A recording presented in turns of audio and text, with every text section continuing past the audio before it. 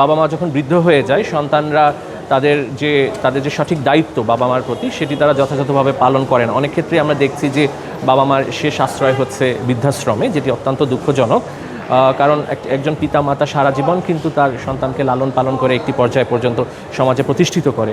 তো সেখানে যদি সন্তান বৃদ্ধ বয়সে যখন পিতামাতা বৃদ্ধ হয়ে যাচ্ছে তাদেরকে দেখাশোনা না করে, এটির কয়েকটি কারণ থাকতে পারে। একটি হচ্ছে আমাদের সমাজে একটি নীতি নৈতিকতার আসলে অভাব আমি বলতে পারি, যে এখানে যাদেরকে আসলে দায়িত্ব দেওয়া হয়েছে এই নীতি নৈতিকতাগুলো ইনস্টিল করার জন্য, পরিচর্যা করা, নীতি নৈতিকতার চর্চা, এই চর্চাটি কমে গিয়েছে।